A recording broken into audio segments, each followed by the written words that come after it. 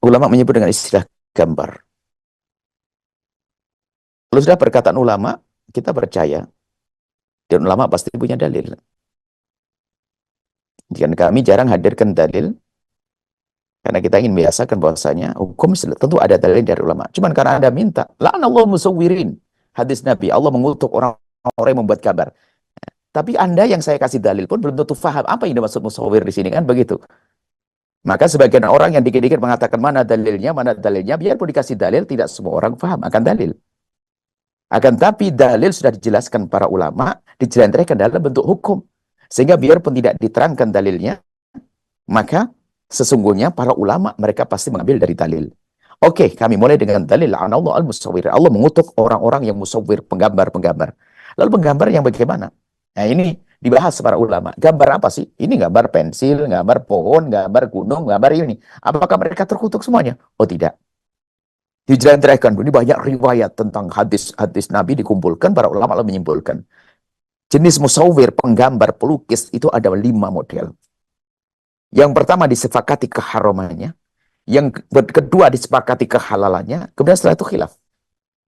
Yang pertama disepakati keharamannya adalah menggambar, melukis dengan lukisan dan gambar yang berbentuk dan dari yang bernyawa. Berbentuk dan bernyawa. Itu disepakati keharamannya. Berbentuk dan bernyawa. Seperti membuat patung dan sebagainya. Mohon maaf, saudara-saudari kami yang di luar Islam, kami bicara dalam ranah Islam, ranah kaum muslimin. Kalau di luar Islam ada orang buat patung di Bali sana, itu urusan mereka yang punya keyakinan. Kita tidak boleh mencaci dan mengolok. Ini dalam lingkungan kaum muslimin. Jadi gambar yang berbentuk. Dari yang bernyawa, disepakati ketidakbolehannya. Yang kedua, disepakati kebolehannya. Gambar, baik berbentuk atau tidak berbentuk, dari yang tidak bernyawa. Anda membuat gambar berbentuk bunga Kamboja dari dedaunan atau gunung berbentuk, tidak haram karena tidak bernyawa. Jelas? Kemudian nanti yang ketiga adalah gambar lukisan yang tidak berbentuk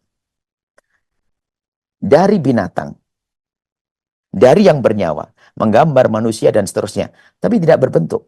Lukisan-lukisan. Lukisan-lukisan. Maka kalau Anda melihat ulama India mengharamkannya, kita hargai mereka. Karena ada orang menyembah gambar-gambar. Hijrah dari agama yang menyembah, mohon maaf, ada mereka punya sesembahan, patung, kemudian kan di saat bepergian, ada orang yang menyembah patung, berhala, kemudian di saat berpergian menyembah gambarnya. Sehingga di saat mereka masuk Islam, dipangkas ini semuanya. Sehingga gambar pun tidak diperkenankan, biarpun tidak berbentuk. Itu hak, mereka punya hukum seperti itu, tentu ada sebab-sebab. Tapi sebagian lagi mengatakan selagi gambar itu, biarpun bentuk gambarnya manusia atau gambar binatang yang bernyawa, selagi tidak berbentuk seperti lukisan goresan, lukisan burung, lukisan apa, itu tidak ada katakan haram, sebagian mengatakan tidak dianggap sebagai yang diharamkan. Tentunya dengan catatan lain lagi, terhormat, mohon maaf kalau gambar perempuan tidak pakai baju, dosanya karena membangkitkan syahwat. Ya, seperti itu harus dicermati, tapi burung, manusia biasa gambar. Baik, ini adalah yang diperselisihkan oleh para ulama. Kemudian ya, yang diperselisihkan lagi adalah tentang fotografer. Fotografer adalah kebanyakan mengatakan fotografi. Fotografi adalah karena dia tidak membuat sesuatu yang baru. Kadang itu hanya kalau prosesnya fotografi itu adalah membidik satu objek, kemudian disimpan. Berarti objeknya sudah ada. Membidik satu yang difoto, ada. Jadi kalau saya difoto, ya saya ada sesungguhnya. Berarti tidak membuat sesuatu yang baru, kemudian disimpan di dalam kamera atau dalam kertas, dalam bentuk wujud yang lain, atau dikeluarkan di televisi dan sebagainya. Seperti itu, maka ini adalah, ulama mengatakan selagi itu adalah sopan, santun, tidak buka aurat dan sebagainya, itu nggak ada masalah. Nah, foto ini. Biarpun di sana masih ada orang mengharamkannya, itu sah. Tentu mereka punya latar belakang tentang keyakinan-keyakinan. Namanya syaddu bara, yang menghindari dari sesuatu yang diharamkan, itu penting. Maka menjadi haram biarpun tidak haram. Seperti itu. Kemudian ada lagi yang kelima adalah, ini pun perbedaan di antara para ulama adalah anak kecil. Anak kecil itu bebas. Anak kecil bisa dengan gambar-gambar biarpun berbentuk. Sehingga anak kecil boleh main boneka-bonekaan. Anak kecil boleh main boneka-bonekaan untuk melatih ketangkasan mereka di dalam merawat anak dan sebagainya, merapikan dan sebagainya, namanya anak kecil. Makanya kalau Anda beli boneka untuk istri Anda, nggak boleh, wahai bapak yang soleh. Kalau istri belikan kalung dan anting, jangan belikan boneka. Kalau belikan anak kecil, oke, boneka. Kalau belikan orang yang besar, jangan boneka.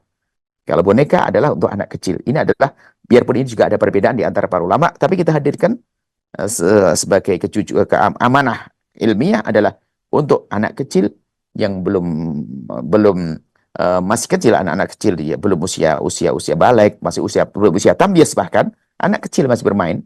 Kalau sudah tamyiz sudah harus dihindarkan dari hal yang tidak boleh. Masih anak kecil bermain boneka kan bentuk.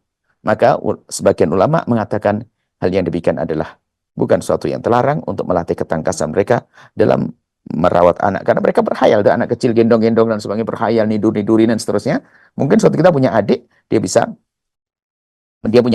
merawat adiknya. Ini adalah gambaran tentang hukum, wahai penanya yang solehah, yang baik, seperti itu. Kemudian setelah itu, kalau ternyata Anda menemukan di rumahnya seseorang, masih ada gambar yang berbentuk, di depan rumahnya ada seorang Pak Haji, ada patungnya.